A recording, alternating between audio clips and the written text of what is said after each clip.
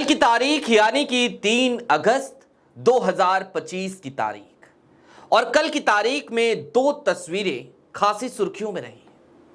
चंद घंटों के भीतर की ये दो तस्वीरें, और इन दो तस्वीरों में कुल मिलाकर 3 किरदार। एक देश के प्रधानमंत्री नरेंद्र मोदी जी, दूसरे देश के गृह मंत्री अमित शाह साहब, और तीसरी किरदार कोई और नहीं बल्कि महामहिम राष्ट्रपति द्रौपदी मुर्मू। ये तीनों किरदार और इनकी वो दो तस्वीरें, और उसके बाद चलने लगा सियासी अटकलों का एक गजब का बाजार। एक गजब की थ्योरी गढ़ी जाने लगी। जितने लोग उतनी बातें, जितने मुंह उतनी बातें। हमने कल इस पे आपसे कुछ नहीं कहा, लेकिन आज की तारीख में हम आपको इन तस्वीरों की सच्चाई बताने जा रहे हैं। और आज जब बात होगी तो फिर 3 किरदारों से आगे बढ़ के एक चौथे किरदार की भी बात होगी। एक चौथा किरदार जिसकी वजह से कल की तारीख में हमें ये दो तस्वीरें देखने को मिली थी, और वो चौथा किरदार कोई और नहीं बल्कि देश के मुख्य न्यायाधीश सीजेआई बीआर गवई हैं। नमस्कार, मैं स्वप्निल और आप न्यूज स्ट्रीट देख रहे हैं।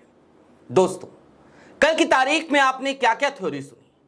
मसलन ये कि उपराष्ट्रपति पद के चुनाव के लिए राष्ट्रपति से मुलाकात की प्रधानमंत्री नरेंद्र मोदी ने और गृह मंत्री अमित शाह ने। या फिर कि आपने ये भी थ्योरी सुनी होगी कि दरअसल जिस तरीके की उठापटक चल रही है उसके संदर्भ में मुलाकात हुई। लेकिन ये दोनों बातें जरा सोचिए, कोई भी जिंदा दिमाग का व्यक्ति जज कैसे कर सकता है जो हल्की सी भी राजनीति को समझता हो। उपराष्ट्रपति पद के चुनाव के लिए भला राष्ट्रपति से क्यों मुलाकात करते प्रधानमंत्री नरेंद्र मोदी और गृह मंत्री अमित शाह? और यदि इसके पीछे का कारण यह है कि किसी राज्यपाल को लाकर अब उपराष्ट्रपति के पद पर बिठाना है, तो भी इस मुलाकात का कोई खास औचित्य नहीं बनता। और कम से कम इस काम के लिए दोनों लोगों को मुलाकात करने की जरूरत तो नहीं थी, लेकिन मुलाकात तो दोनों लोगों से हुई। और यहीं पर दरअसल उस टाइमलाइन को याद रखना जरूरी है जो टाइमलाइन हमने आपको बीते दिनों बताई थी। एक ब्रह्मास्त्र था और अभी भी है गुजरात लॉबी के पास। एक ब्रह्मास्त्र जिसके जरिए पूरे देश में जहां जहां विपक्ष की सरकारें हैं उन सरकारों को कंट्रोल किया जाता है। लेकिन सीजेआई बीआर गवई ने उस ब्रह्मास्त्र को छीनने की एक अलग सी तैयारी कर रखी है। दरअसल चीफ जस्टिस ऑफ इंडिया ने तारीखों का ऐलान तक कर दिया है, और आज की तारीख है 4 अगस्त। आज के ठीक 8 दिन बाद एक बड़ी महत्वपूर्ण तारीख आएगी, यानी कि 12 अगस्त की तारीख। और ये वो तारीख होगी जब इस देश में तमाम सरकारें सीजेआई बीआर गवई के पास तक अपने लेटर पहुंचा चुकी होंगी। केंद्र सरकार भी अपना पत्र भेज चुकी होगी। यह मामला है क्या? आपको याद है बीते दिनों तमिलनाडु और तमिलनाडु के राज्यपाल एन रवि, तमिलनाडु सरकार और एन रवि के बीच का विवाद सुप्रीम कोर्ट पहुंचा था, और उसके बाद यह मामला पूरे देश में लगातार उठा। पंजाब सरकार भी सुप्रीम कोर्ट का दरवाजा खटखटा रही थी, केरल सरकार वो भी दरवाजा खटखटा रही थी, और फिर सुप्रीम कोर्ट से एक फैसला आया, और उस फैसले ने प्रधानमंत्री नरेंद्र मोदी और गृह मंत्री अमित शाह के हस्तक्षेप को लगभग समाप्त सा कर दिया। इसके बाद से 1 महीने के भीतर ही एक चिट्ठी लिखी गई राष्ट्रपति भवन से सुप्रीम कोर्ट को, सुप्रीम कोर्ट के मुख्य न्यायाधीश को। और इस चिट्ठी में, इस रेफरेंस लेटर में राष्ट्रपति द्रौपदी मुर्मू ने कुछ सवाल पूछे। उनके पास एक विशेषाधिकार है, उन्होंने उसका प्रयोग किया, और इसके बाद अब जाकर सुप्रीम कोर्ट ने यह फैसला कर लिया, सीजेआई बीआर गवई ने यह फैसला कर लिया कि अब इस मामले पे जरा एक बार सुप्रीम कोर्ट की अदालत में सुनवाई हो ही जाए। राष्ट्रपति ने अपना जो रेफरेंस लेटर लिखा था उसमें सलाह मांगी थी और सवाल किया था कि क्या सुप्रीम कोर्ट वो ये समय सीमा तय कर सकती है कि राज्यपालों के पास विधेयक जाएगा तो उनके पास एक समय सीमा सुप्रीम कोर्ट तय कर देगी कि भैया इतने दिनों में या तो पुनर्विचार के लिए भेज दो या फिर कि आप इस पे हस्ताक्षर कर दो। और ये ब्रह्मास्त्र क्यों है?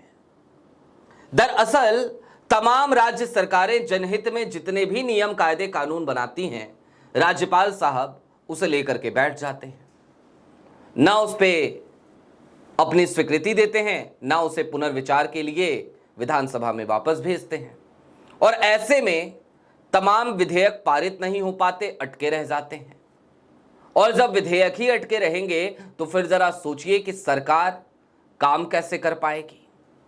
यही तो असली मसला है, यही तो असली कानूनी लड़ाई है। और इसी वजह से तो सुप्रीम कोर्ट का दरवाजा खटखटाना पड़ा था तमिलनाडु सरकार को, और यही सब देखते हुए तो सुप्रीम कोर्ट को तमिलनाडु सरकार के पक्ष में फैसला सुनाना पड़ा था। अब राष्ट्रपति ने जो रेफरेंस लेटर लिखा था उसके संदर्भ में सुप्रीम कोर्ट में सुनवाई होनी है। 12 अगस्त तक केंद्र सरकार को भी अपनी चिट्ठी भेजनी है और भाजपा शासित बाकी राज्यों की सरकारों को भी। सीजेआई बीआर गवई ने बड़ा साफ, बड़ा सीधा एक संदेश दे दिया है कि 12 अगस्त तक तमाम सरकारें इंक्लूडिंग केंद्र सरकार जो रेफरेंस लेटर के समर्थन में है वो भी अपना लेटर सुप्रीम कोर्ट तक पहुंचा दें, अपना एफिडेविट दे दें, अपना हलफनामा दे दें। और जो सरकारें विपक्ष की राष्ट्रपति रेफरेंस लेटर के विरोध में हैं वो भी अपना हलफनामा 12 अगस्त की तारीख तक पहुंचा दें। और इसके बाद तारीख आएगी 19 अगस्त की, और 19 अगस्त से लगातार सुनवाई शुरू हो जाएगी, लगातार।